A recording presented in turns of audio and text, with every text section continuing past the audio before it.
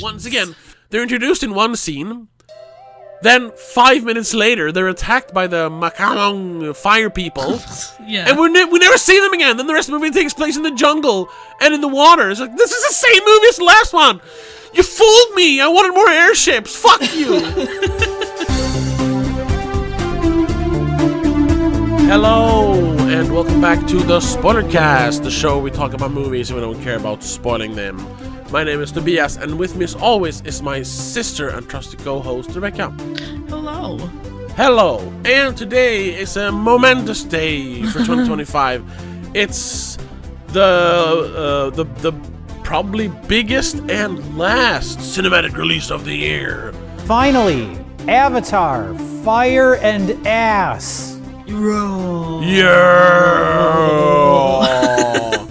And if my if my energy is a little low, you'll have to apologize. I am recovering from a cold. Plus, we went to the midnight premiere, so I got home at like 4:30. I think I was home. Yeah. Didn't fall asleep until 5, and then I still, even though I didn't really have to, I wanted to keep somewhat of a regular circadian rhythm, so I got up at 9 anyway. And I was like, oh god. I'm so fucking tired. I thought I just needed a night's sleep, but it's more than that. So yeah, it's catching up to me now, but I'm ready. I have an energy drink. Let's talk about Avatar, Fire and Ass. Stop. Fire and ash. Well, it's kind of appropriate, isn't it? What, because their asses are out all the time? No, because of the... what we think of it? Yes, of course. Well, that's a bit harsh, maybe. Maybe. Let's go anyway. So, as you all know, directed and written by James Cameron, starring, of course, Sam Worthington, Zoe Saldana, Sigourney Weaver, amongst others. Yes. And this time the story it picks up basically directly after Way of Water. So everyone's still mourning Neteyam's death, and they're kind of prepping because they know that the Sky People, or the Pink Asses as they call them in this one, they keep giving them new names. I guess it's because they're getting angrier and angrier. Yeah, or Jake is prepping the Water Tribe. I forget their names. They're gonna come back and in greater force. They're like, we don't fight, we don't use weapons made of metal. It poisons you. Blah blah blah. Tensions rising. Neytiri growing ever more racist towards humans. I'm not saying resentful, I'd say, but yes. Resentful, yeah. I mean, I'm not saying she doesn't have her reasons, but like we'll get into that later. But Jesus Christ, Quaritch is out for revenge still, and it's more or less the same plot as the last one. That was my main issue with this movie, that it feels... A lot of it feels like just the same as the second movie, because they're still kind of at the same thing. They haven't moved on yet. Yeah, this it's a direct continuation of the second movie. Yeah. So you might as well call it Chapter 2 of Avatar: Way of Water. Exactly. But then they threw in those cool red Na'vi, and well, that's a little bit different. I guess. Anyway, let's do this the right way. What did you think of Avatar, Fire and Ash? I thought it was the weakest of the three so far. Yaha. Like like I said, the story was more or less the exact same thing as in Way of Water. And the first one, but like especially here because it's still taking place, a lot of it on water with the Water Tribe, whatever the fuck their name was. Yeah. And then they just casually throw in this new group, this new tribe that we haven't heard of before, even though they've collected all the tribes in the nearest area like 3 times already. Yeah. And they are very cool, these fire ash people, as they call themselves. Yeah. But the allure kind of dies down after a while because they're very one note. Yeah, they're very one note. And also they get, in my opinion, very easily swayed. Yeah, I mean, And I yeah, think because they're that- bad guys. Yeah. I didn't feel. I thought their leader Varang would be more intense, more She's pretty intense. leaderish, more but like taking more space than she does towards the end.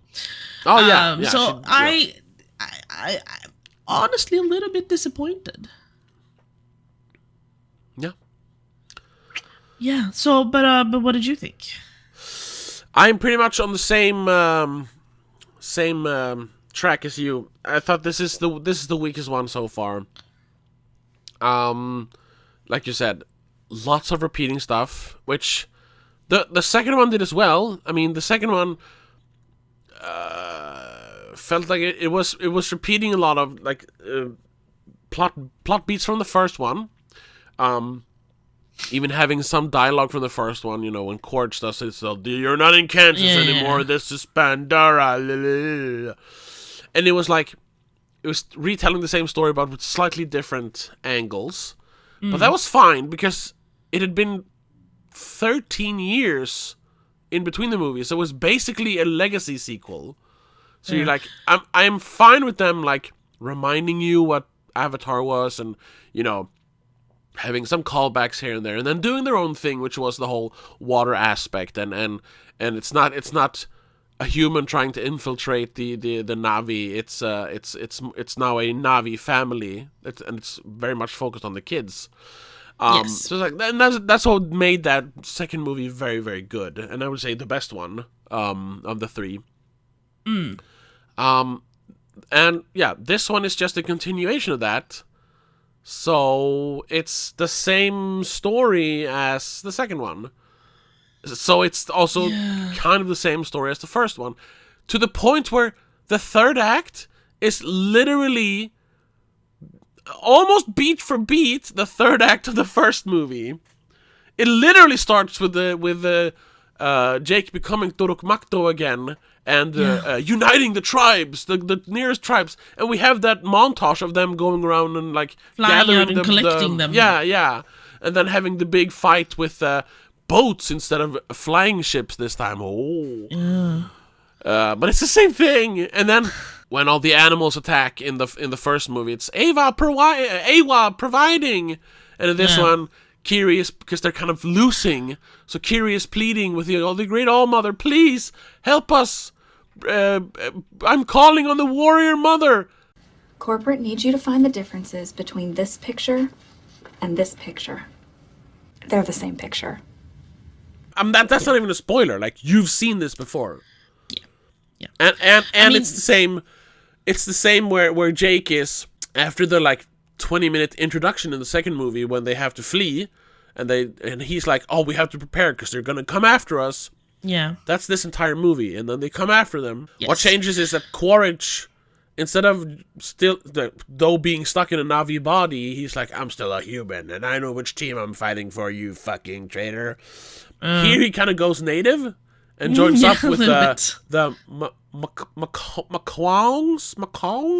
Ash people. The Ash Na'vis, who are like raiders. They're like, you know, the old school, you know, racist, stereotypical savages, you know. Yeah. They even have the bones in the nose and the red scary paint. Yeah, you know. It's like, Jesus Christ.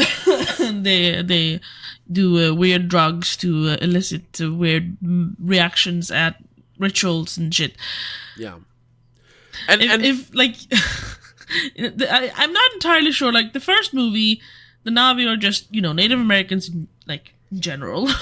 Yeah, indigenous people. Indigenous people in general. Yeah. The second movie, the water tribes are more like Polynesian, Hawaii, that kind of thing. Yeah. And the Ash people here are just the extreme stereotypical, like specific. I don't even know which region, but just all the bad stereotypes you have about Native people, basically. Yeah. The weird stuff. Yeah. But it was also, it was funny because for as highly like developed, I mean, the lore and or the the anthropology of the Na'vi is with the tree people and the water people. I forget their names, their tribes. You have they gave them the language, their different rituals, the way they live and everything. The Ash Raider people, they have one scene where they kind of explain like, oh yeah, our tribe died in a fire and Awa didn't help us, so I said fuck you Awa and started my own fire tribe. Yeah, that's it. There's no like as a part of Na'vi culture, it's very one-dimensional, very underdeveloped if you compare it to the other tribes we've seen. And Yes. I'm just thinking, is that James Cameron, that he doesn't really care as much about his villains in movies? Which isn't really true, but sometimes it feels like it's true. That his villains can be very stereotypical. I mean, the rest of the humans in all three of the movies are very one-dimensional and stereotypical. Like, there's nothing to them. There's no depth to their why they're doing what they're doing. It's just money, or Suits has told me to do this, or revenge. Revenge for what, really? Well, yourself. That's it. It's because they're supposed to represent a certain... Corporate. A certain mindset. Capitalism, Yes. Big corpo, stuff like that. Corporate America kind of thing. Yeah. And to flesh them out as people doesn't really make sense. That would for the humanize it also a little bit. Yeah. Although, like, if you stay up to date on like world events, like,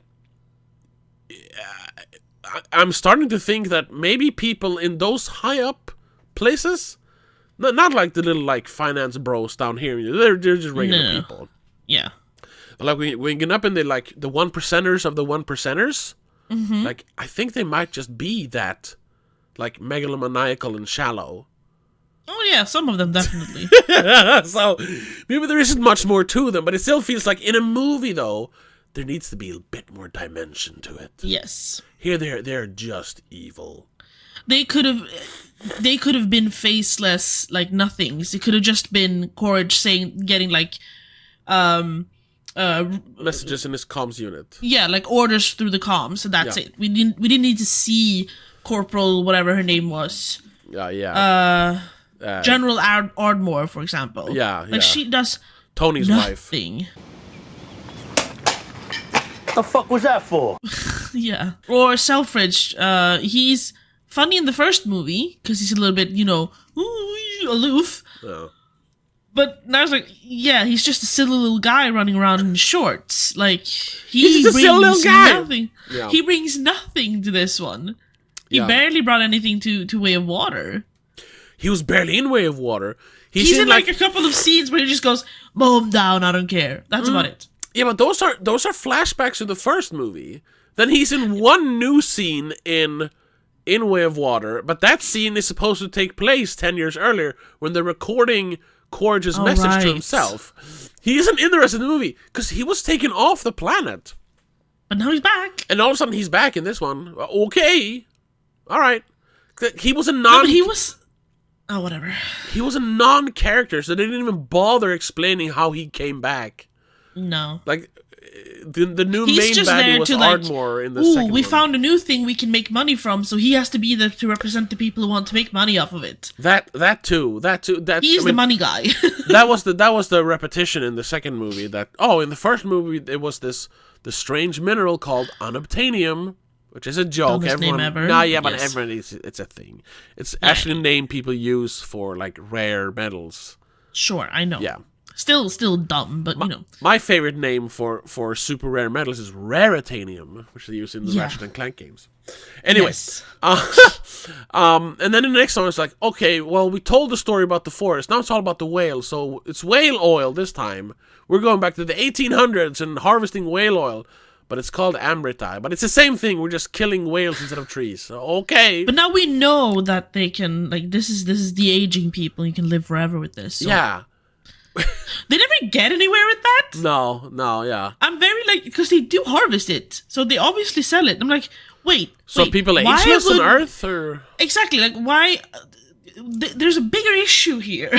yeah, and what's the point of never dying if Earth is If literally the planet dying? is dying. Yeah. Well, And 'cause- like, Pandora wasn't really a viable secondary planet no, but then until they started talking about it in this one a little bit. Yeah. Like, So what was the idea in the second movie? exactly. to What was the harvest plan? If you can live forever, but you don't have a planet to live on, Yeah. What's the point? what's the plan here? And that's Again, bigger picture. yeah, bigger picture stuff. Well, no, the bigger picture is, we gotta be nice to each other and save the whales. That's the bigger picture. It's the but small that's stuff. the big Yeah, picture.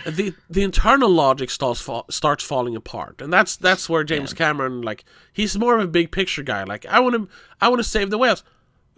Perfectly, honorable thing to go for. But your $300 million movie still has to make sense. Yeah. Or I mean, it really doesn't. He's made, or not him, but the movie has made billions of dollars, so I don't think he actually cares. Yes, no, but because the positive things about Fire and Ash specifically, but the Avatar movies in general, are that they are gorgeous. Yeah. Now, we watched it in 3D, which I didn't like. I didn't see the point in the 3D parts. It only added to the whole make it look like a video game aspect to me. Yeah. Well, I don't like 3D in general unless it has those like actual poke you in the eye moments, which I don't think this had properly. No, it had a couple, but I'm not a defender of 3D. I don't care. When 3D kind of died out, I was like, all right, whatever. But I still enjoy a movie that uses 3D well. And I think the Avatar movies are some of the movies that really use it well, where it wasn't. I do like the gimmicky, but I think I prefer the way Avatar did it, when it's not a gimmick. It's more to give the picture more depth. Although Sure. A very skilled director and cinematographer can give you depth in 2 dimensions as well. I mean, oh, you haven't seen it, but I recently saw, just to talk about a new movie, I recently saw Train Dreams. It's the most beautiful movie I've ever seen. And it's not even in widescreen. It's not even in 4:3. It's in it's called like montage or something. So it's like it's like a little postcard. It's super weird. But it's so it's beautiful. literally pictures. It's just a yes, postcard. It's a yes. beautiful postcard. So you don't Cool. need No, 3D, but if you really No. want to like create this immersive experience, like this, obviously it was supposed to be from the beginning and Yes. still. I think that the 3D works to give more literal depth to the picture. Yes, but you don't need it. You don't need it, definitely not. At But all. the good stuff about the movie is that it is still, like I said, like all 3 of them, very, very, very, very pretty, very gorgeous, and it's so well made. There's no denying that. Like, it looks Sure. amazing. Yeah, but The character designs are very cool, very good. To the point where even now I realized that I could recognize some of the other Na'vi that I hadn't seen, like, that aren't like main characters. Like, I know your face from somewhere. and you instantly recognize them because everyone has clearly defined facial features and stuff like Yeah. that. Sure, yeah, sure. Let me rebut that with saying that that was awesome in the first movie, and then 13 years later it was revolutionary how even better it looked. And of course the added strain of doing everything underwater in that movie made it like, oh my god, yes. Mm-hmm. Now this is just 3 years later, so we haven't had time, first of all, to really like miss it too much, but it's also just more of the same. It adds The technology hasn't been revolutionized. no, again. so it looks the same as the last movie.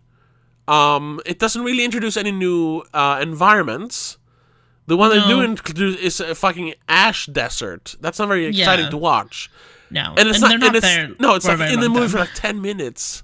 Yeah. So it's just more of the same. And this the third movie in a series. So I can't really say like, well, the graphics are really good. Yeah, they have been since the beginning.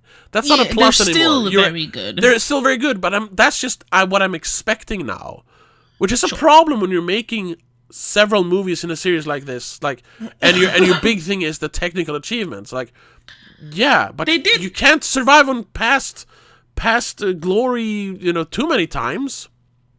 They did add one really cool element though, What? with the flying ships. The Navi okay. flying ships. Let's talk about that. That's the that's background, I think. yeah. You're seeing a little bit of the background here. Let's talk about that because that was a big thing in the trailers. You know, I don't even remember that from the trailer. The whole thing was the ships. I thought don't remember the that. flying ships were going to be the fire people. I only remember the fire lady. The first one was ground. The second one was water. The third one was going to be air.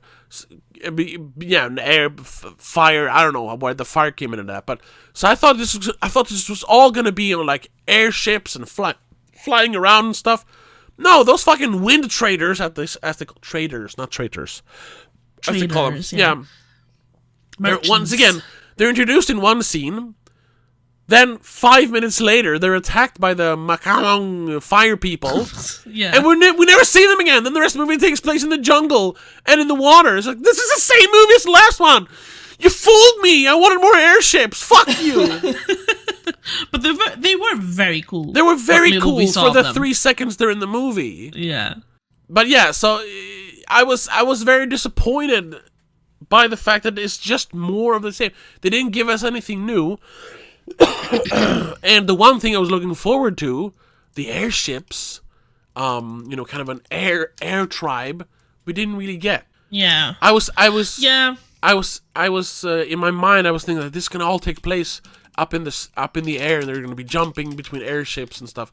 And we do get that for that one scene when the Raiders attack the airships. It was so cool when Jake jumps off the exploding balloon thing and lands on the flipper and slides it down. Oh my god, it was so cool. But then it's just more of what we got in the first and second movie. And then it feels like, then why does James Cameron, because I think 4 and 5 are confirmed already, I'm pretty sure. I'm pretty sure, yeah. And I know that he has plans for like 8. That's what they were talking about back when the first one came out. Like they were. What are they gonna add? Yeah, exactly. Other than just being another, you know, adventure movie, and just being like, oh, it's a fun adventure movie. Like, because the first and the second one had clear messages.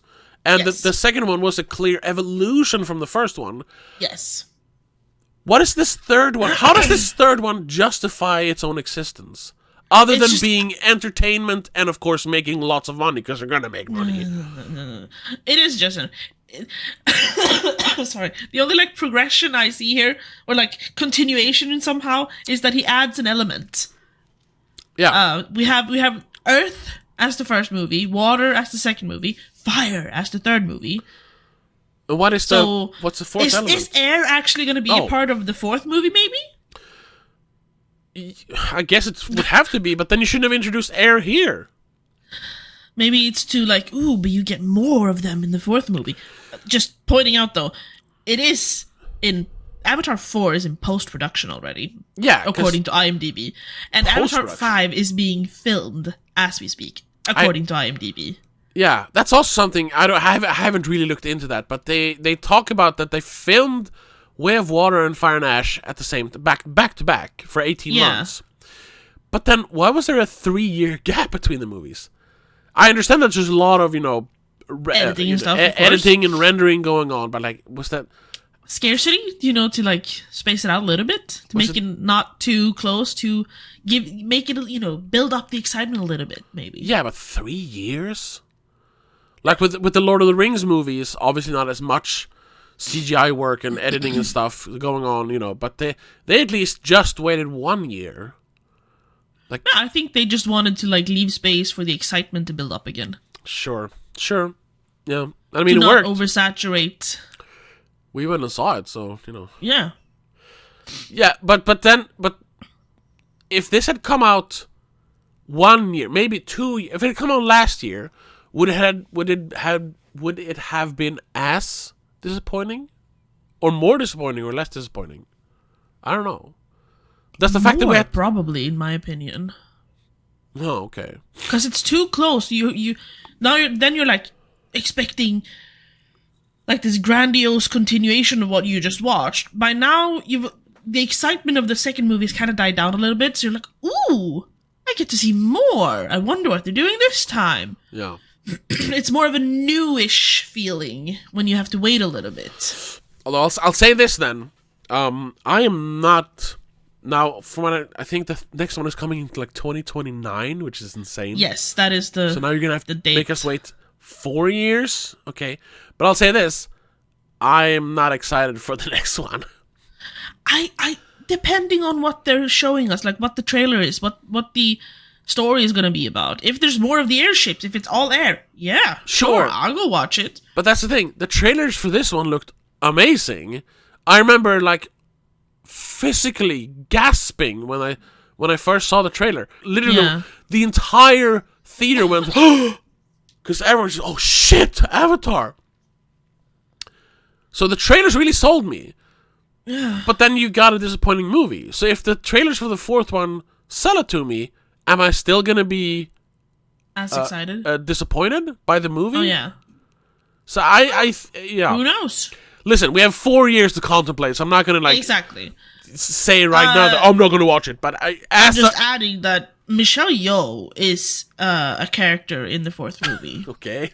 Who's playing a character in the fourth movie. I like Michelle Yeoh. Sure, whatever. I don't know. However, some people are coming back that I don't think should come back. But yeah. Yeah. That's in 4 years. We'll get back to that then. Yeah, exactly. Let's focus on the here and now. Overall, I don't understand why this movie had to be so long, first of all. No, yeah, that's the first thing. Well, I think it is because people are expecting it to be long. Honestly. Yeah, but is this the shorter of the three? No, this is the longest one. This is the longest, right? The first one, the theatrical cut was 2:45. Right. Then they made a like re-release extended cut or something like that, which was like 2:58. And then they did a special edition extended cut, which is like 3 hours and 5 minutes or something. That was the one I watched for this rewatch, because I'd actually never seen that longest version. I just watched whatever they had on Disney Plus, which is that's the theatrical one. But I gotta say, even though some of the all the stuff that takes place on Earth looks extremely cheap, that's so funny about the first movie. There are some shots in that movie that look so fucking cheap, which is insane because it's one of the most expensive movies of all time. And I think that's why a lot of it was cut out, because they're like, we shot this probably pretty quickly and on bad sets. Let's just cut it out. Yeah. It doesn't fit the aesthetic of the rest. It does. Those scenes on Earth though does add a lot to Jake's character, because he's kind of whatever. He's also a bit one note. He doesn't have a lot, at least at first. Yeah. So I would recommend I have it on Blu-ray. That's how I saw it, because I bought the collector's edition. Yes, back then I did buy stuff like that. So if you want, you can borrow it from me. It's 3 hours with like 14 minutes of new stuff. You don't have to watch it, but I think it's the best version of the first one. Second one is like 3 hours and 12 minutes. Yeah. The regular version. There is no extended cut of that, which I'm a little. Okay. Yeah, I mean. Not that you need it, but it would be cool to see. But I also think that with the second one, he was like, I'm not doing any cuts. Fuck you. Everything I film is going into the movie. Exactly. I like all parts. Yeah, and do not leave anything out.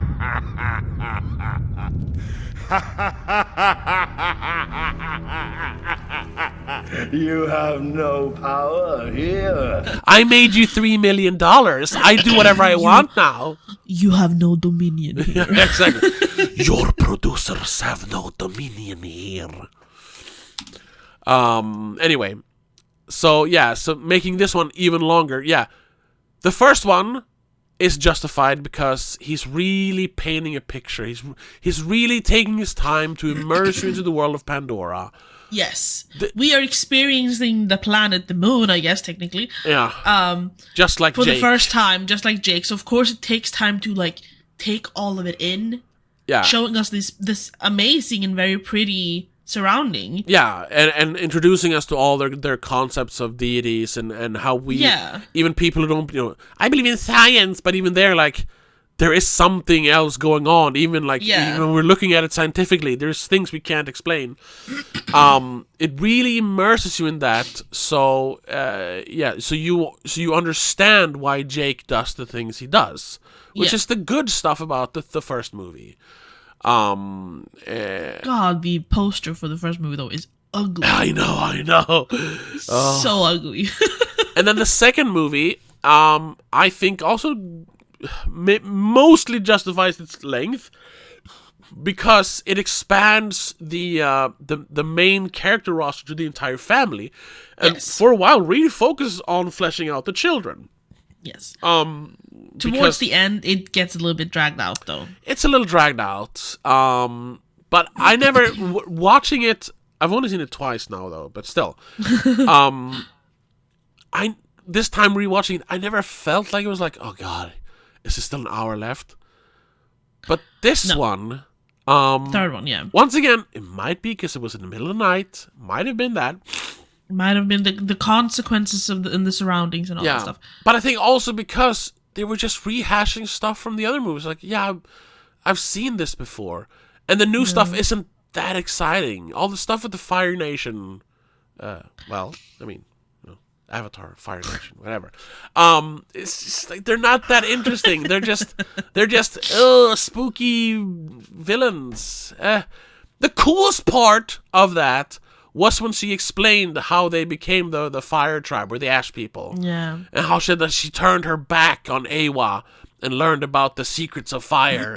And I was just like, she harnessed the power herself or something. Yeah, and how so they are not about, magic and woo-woo, god stuff. So they're straight up like true cult black metal people. I was like, that's awesome. And they even do all the face paint and everything. Like, yeah, man. I could see these scenes with fucking behind it. And them doing like sacrifices and stuff. They even had like a which ties into the whole metal stuff. Witness me moment. Yeah. With the firebomb thing. Yeah. It's like, Jesus. So that was a nice contrast to the very spiritual. Yes. But they didn't have enough time to flesh them out, which is weird to say in a 3 hour and 17-minute long movie. Yes. These are your new characters. Introduce them to us. Introduce them as well as you did for the other characters in the first and don't just movie. make them gorgeous henchmen. No, because that's the thing. They introduced to me, there was two new aspects in this movie that was building on to the ones we had in the second movie. So the whales, what are they called? Tulkun. Tulkun got more, even though we knew that they were a people. Yeah, they're already intelligent. In the second movie. They have art and they have they have a culture. We get to see that more now when we get to meet more of the Tuluk and meet the elders and stuff. Which I thought was very interesting. Because my first question to you was, well, how did they get piercings? How do they pierce themselves? I think they had like cool. I'm assuming Navi helped them. Yes, I think it's the same way that all the ones that are called sisters or brothers, that are like connected to a Navi, bonded. Yeah, they all have like tribal paintings all over them. So I think it's the bonders do that together. I think that's how they do it. Because while they are literally just another intelligent species on it.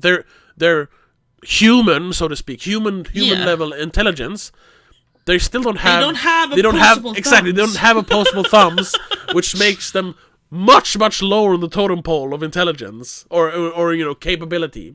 Capability, that's the thing. Because how would a whale flipper help another whale to pierce their fucking horns or whatever the fuck it is? No, they wouldn't. But it's, I mean, I loved the introduction, or like the more added detail to them and showing us more of their culture and their matriarchy. Yeah, because in the second movie, it just felt like, oh, they're the cute whales, and we say they're intelligent, and they have their own culture. We don't really see it though. Here we do see it. Exactly. We see them. We only know that they can talk to their bonded ones. They can talk to anyone. They know sign language. Yeah, but they seem to talk telepathically almost to the bonded ones. Yeah. But they can talk through sign language and stuff. Yeah, sure, cool. They do have a language, but show us their culture more, because you mentioned their culture. Yeah. Here we get it.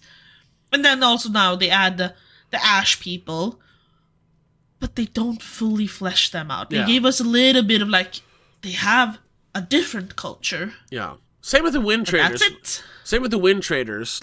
Yeah. They were literally non-characters. They were in the movie for 5 minutes, and then they all died. The life on Pandora is very different from ours, and we get to see so much of it in the first and second movie. Yeah. And here they just throw in this giant thing and don't explain it at all. Yeah, and that's the problem, because people say, oh, what does it matter? It's just introducing another... It's just a way to propel the story. Yes, of course. But the way these movies are structured, everything is explained through lore and world building. So when they stop doing that all of a sudden, it's just okay. Why does this one not matter when you spent an hour explaining the flying thingies in the first movie? Yeah. Ikran. Yeah. Yeah. Or in the second movie, the water version of that, they kind of show us the different kinds. The warriors have one kind, and the other ones have another kind. Yeah. And then the Tulkun and stuff like that. Here they just throw in a giant balloon thing, and they don't explain it. Yeah. Did Jake all of a sudden know what these things are? We were not told that he knew that. Yeah. No. Yeah. Because that has been the thing. We've always been introduced to everything through the way he gets introduced to it, because he doesn't know anything. Yeah. And now all of a sudden he just knows. Oh, okay. It sounds weird to say it this way, especially when you watch some of the behind the scenes stuff of how much work went into these movies. But the third one felt mainly on a writing level. I'm sure that once again they spent so much time actually making the movies, but on a writing level, it's a little lazy. Yes. They're literally, reusing because they're reusing so much stuff for a third time, and just glossing over the stuff that was so important in the first two movies. And it almost feels like when they were writing the second movie, they're but they storyboarded and added post-its for but the fire people, and we want airships, and we want whales, and we want Quaritch to be an avatar now, so we need to put that in. Yeah. They're gathering all these ideas and then pick the ones that work best. And a mind map. They could write and that they could write a proper story round. And now for the third one, we're so what do we have left? Yeah. How do we throw in these to match into the story we already started telling in the second movie? The war isn't over, obviously. They sunk one ship, so the humans are still there. They still have their giant city that they started building on in the second movie. So that has to continue, and that means we can bring in another big ship, because the whale dude, he's not gonna stop hunting the whales, obviously. And this one is even bigger. Yeah, let's just make everything bigger. Oh yeah. And throw in the ash and fire. Yeah. Which wasn't enough of there wasn't enough fire and ash to make this to make this fire and ash warrant the fire and ash subtitle. No, yeah, exactly. It should have just been Where were the ashes? There were more ashes in the first movie. It should have been Avatar 3, The Way of Water 2. Yeah. Avatar 3, The Way of Water 2, boiling point, because fire heats water. And, Yeah, sure. And they reach a boiling point towards the end of the movie where they have to fight. We didn't get back to your point on her becoming more resentful towards the humans. Yes. We need to get to that part. We can get to that part, because then we can talk about the good stuff in this, which is the character stuff. Yes. So I don't know if we need to proper spoilers. Yeah, we've kind of spoiled a little bit here and there. We've gone over almost an hour already. But I guess we're in the spoiler section now, I suppose. Spoilers. I mean, if you've seen the first two movies, you know what's going to happen in this, but you have been warned. Spoilers. Yes. Now, when no one dies in this movie, I mean, I guess some people do, but no one important does. Corch dies, but he's going to be back. Who cares? He always comes back. Fine. Yeah, and Ronald actually dies. So Kate Winslet will not be back in once the again, fourth movie. I think I was nodding off towards the end because I missed that. So when she gave birth to her little daughter. Oh, right. Yeah, no, I saw that. Prill, yeah. and then she just dies. Yeah.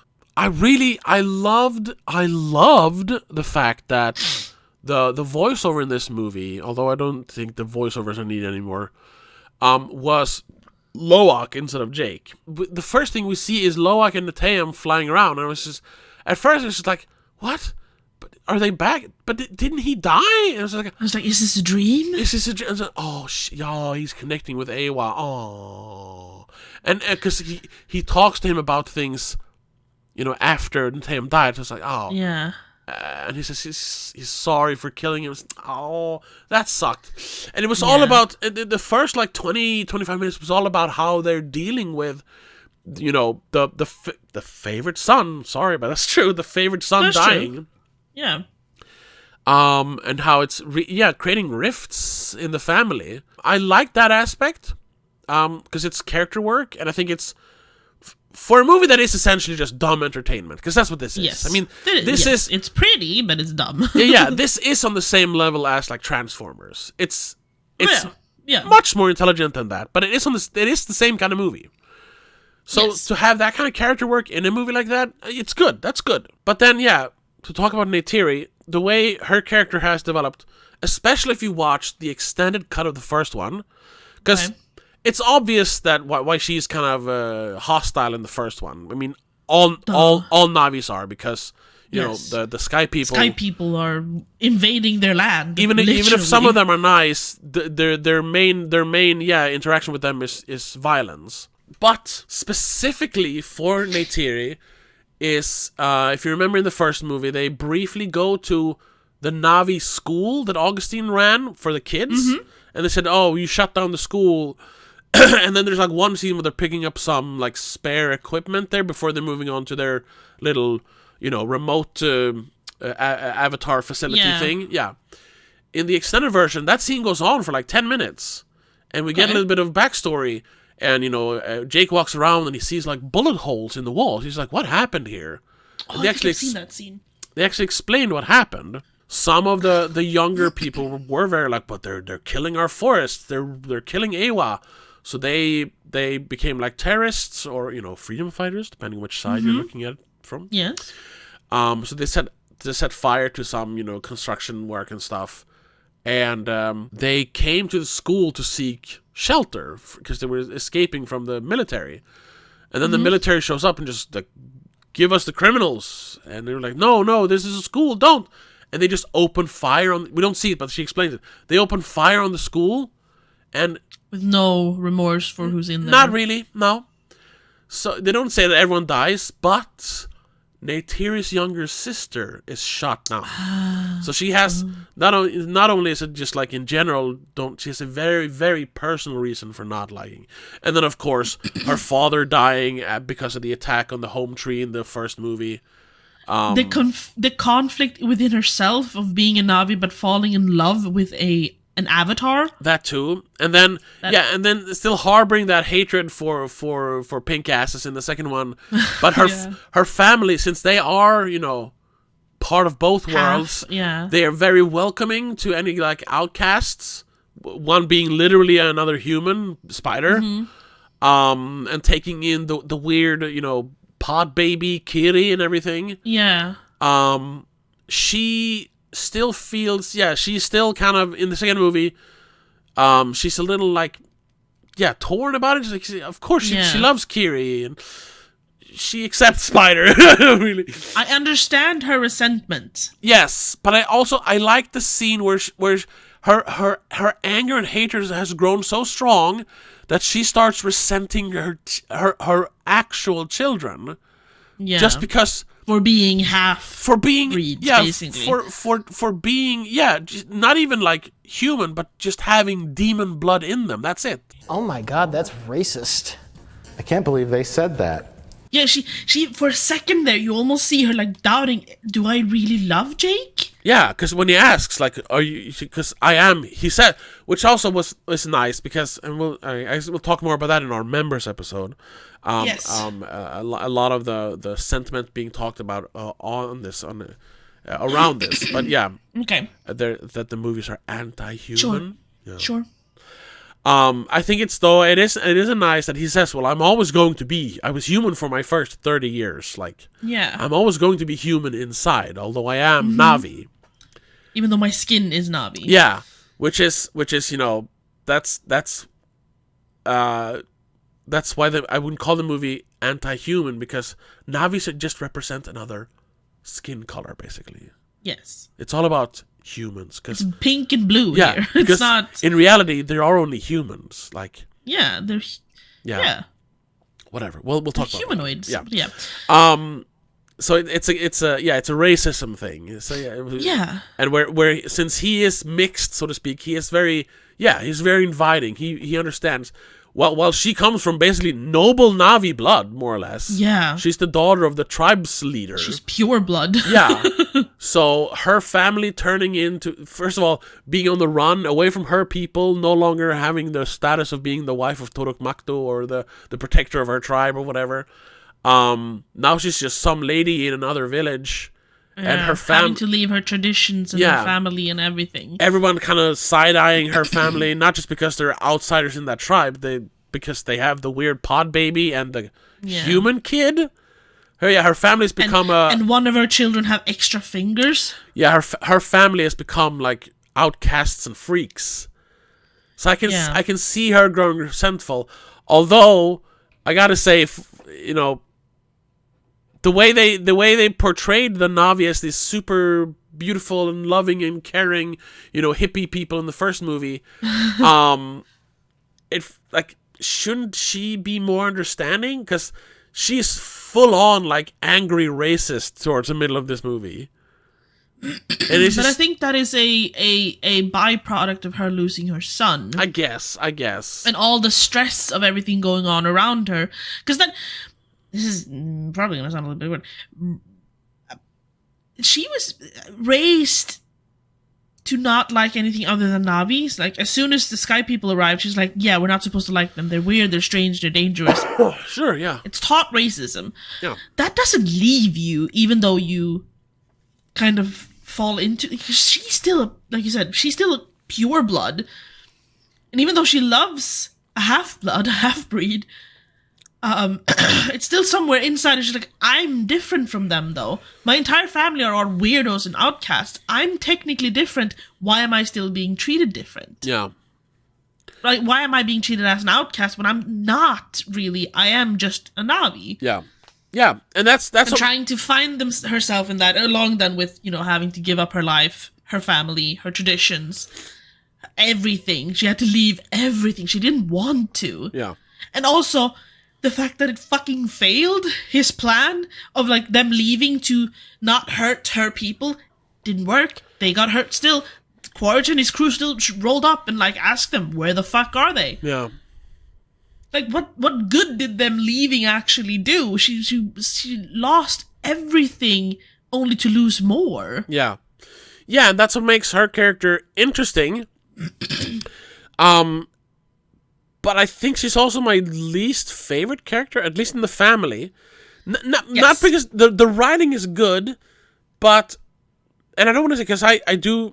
and it feels hypocritical of me to say, like, well, she's a bad character, and I mean bad as in not nice. And that's why I don't like her, because that's just, like... complex doesn't mean you have to love the character to make it good. Yeah. But I think it's a combination of... them kind of going overboard with her racism, like to the point where she wants to slit the throat of Spider, and like almost like when Jake asks her, like, do you hate your children? Do you want to kill your children as well? She's like, she hesitates. At one point, you're like, is she gonna say yes? Because then it's like it's understandable racism, but inexcusable. Yes. And that's not. Then it's not like, it's complex and no. Then she's just an asshole. Yeah.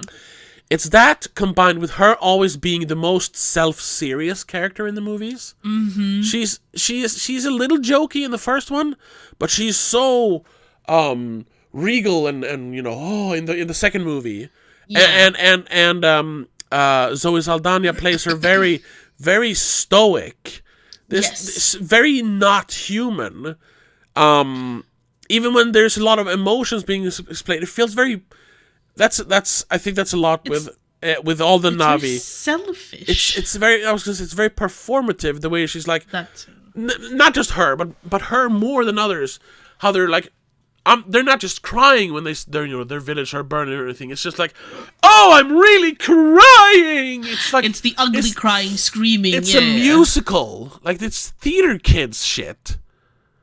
Like, but I think that has to do with the Na'vi just being more emotional than humans. Sure, but it sticks out, and then I'm like, is it Zoe Saldana's acting that does it? I don't know. Partially, I think.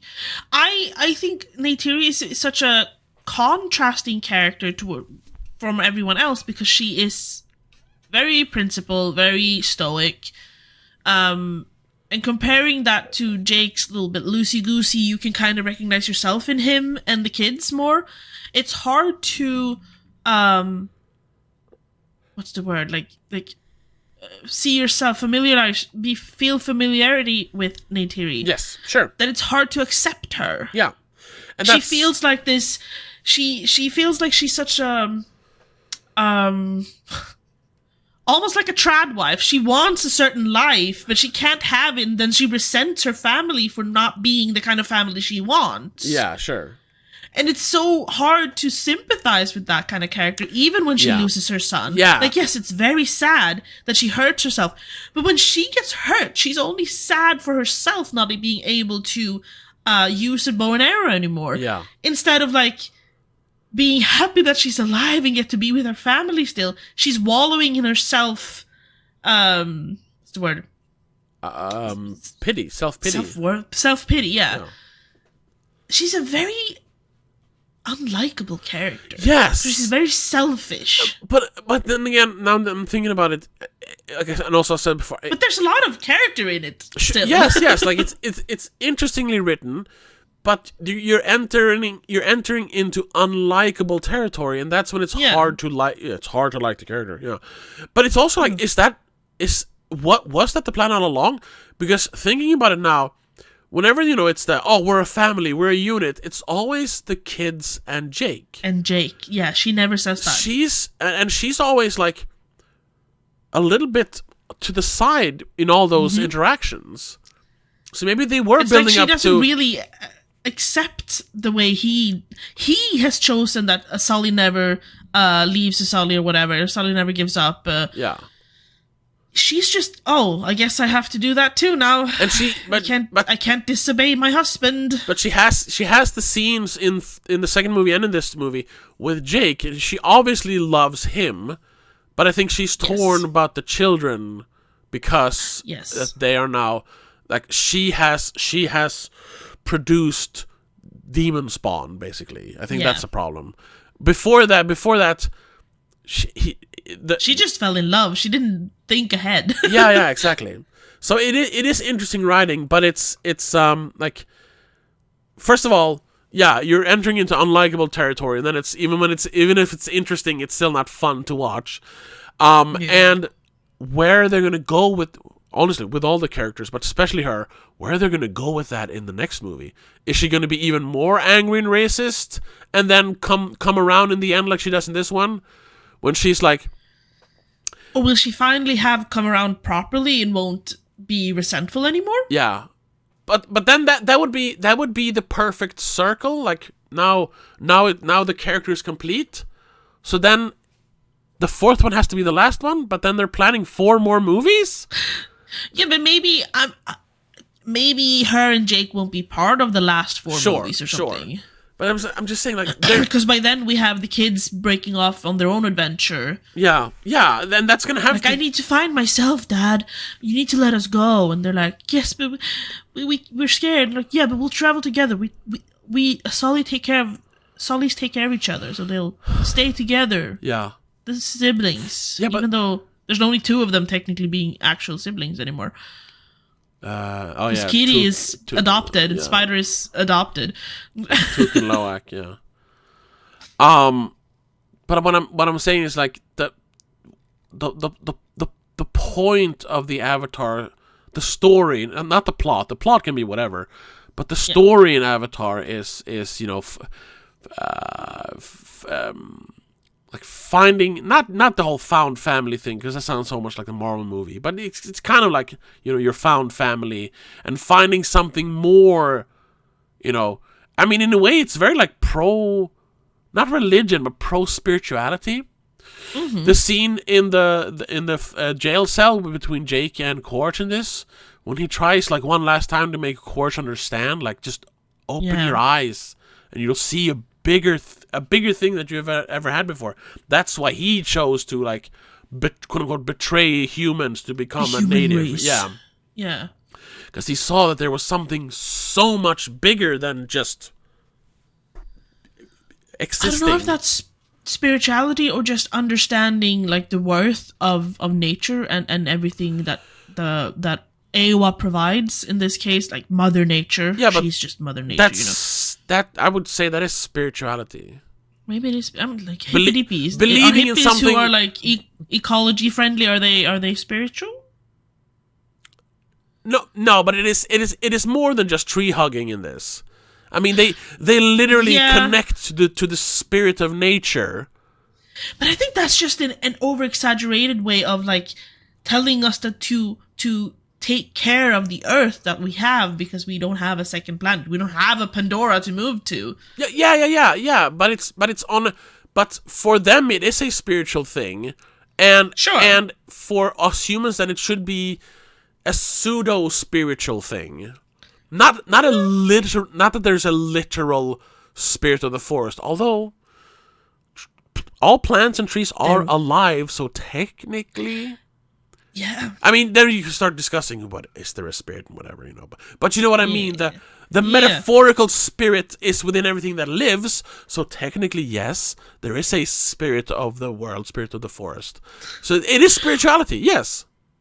If you're going full bore, like all in, it is spirituality.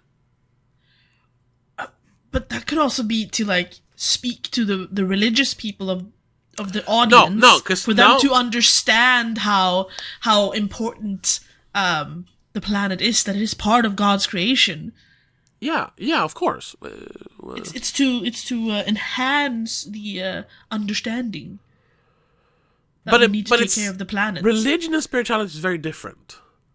Spirituality is part of religion, but religion does not have to be part of spirituality. No, that's true.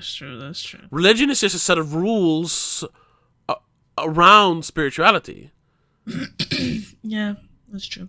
It's the whole thing, like, you don't have to go to church to speak to God. God is everywhere. What do I have to go to church for? We're going to have to round this off, I think, and then maybe we'll continue it in the members. I guess so, yeah. The companion piece a little bit. Ultimately, what we're trying to get at is, like, on a surface level, yes, this is more of the good stuff. There's more adventure, more cool, beautiful shots of Pandora and flying around and awesome animals, and there's both flying stuff and underwater stuff, and there's more action. If you're just here for the spectacle, you're gonna love it. Yes. But if you're expecting something more, which might be a little foolish because it is this kind of movie, but the first two movies did make us expect a little bit more, then this is going to be a disappointment. It's not a bad movie. Yes. It's just not as good as the other ones. Exactly. It's just weaker. That's it. However, I think it's a sign of things to come, and that it's a downhill from here, I think, in terms of quality. Not technical quality, creative quality. No. Creative quality, yeah. It could also just be a lull in the middle, and then they have high points coming. I don't know. Yeah, well, We'll see in There's 15... room for so much more to explore. So at the same time, but that's the thing, though. Is there?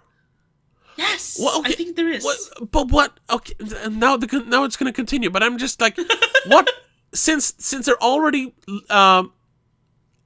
failing to find anything new to say in the third one, how are they going to rectify that in the next one, and the next one, and the next one, and the next one? I'm not sure. I don't think 8 movies is going to be possible. No, okay. In that sense, 2 more movies. How are they going to make it more interesting in 2 more movies, or 1 more movie? What can they introduce to make it more interesting? How can they expand what we already have to make it more interesting? They have to, like we said, they have to give more space for the kids and let them explore and become their own persons, leaving behind what we've already seen and exploring new parts of Pandora that we haven't seen yet. Yeah, but that's... Possibly with the airships, hopefully. But that's all surface level stuff. I mean, yeah, but that's what's interesting is the characters. I'm done with the surface level stuff. I would love to see a 90-minute cut of this where all the action is gone. I just want the character stuff because that's what's interesting.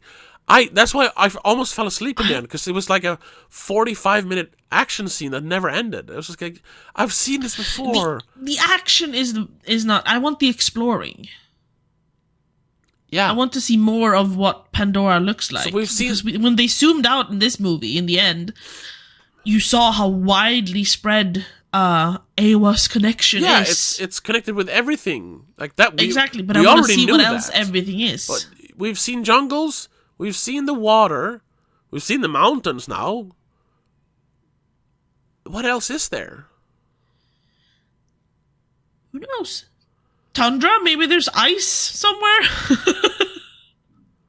Okay, but what new does that actually bring? It's another environment.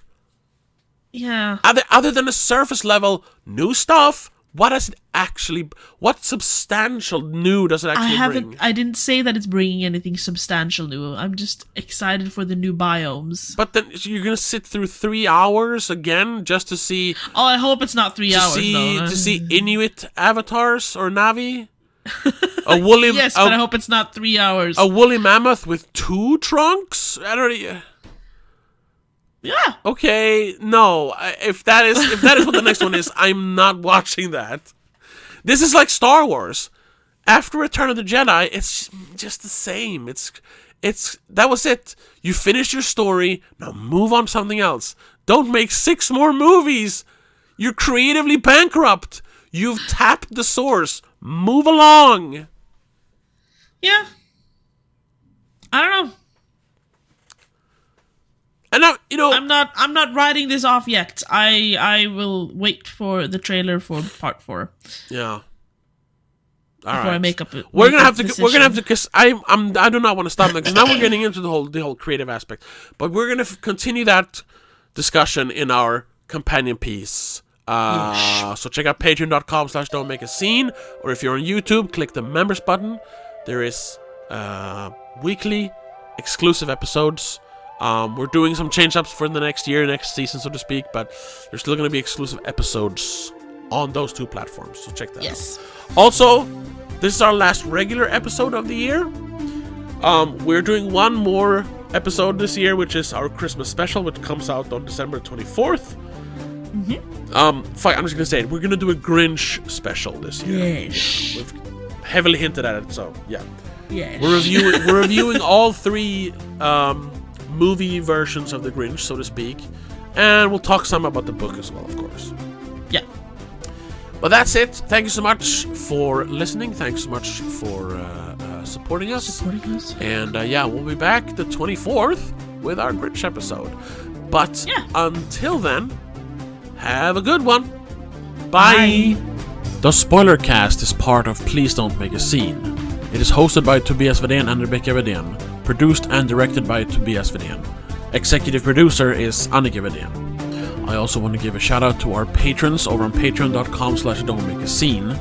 Matej Vicky, Spencer Gravely, Jacob, CK85, Christopher Belén, Daniel Del Gaiso, Mom and Mac, Mom, Dad, and Laura Kinney.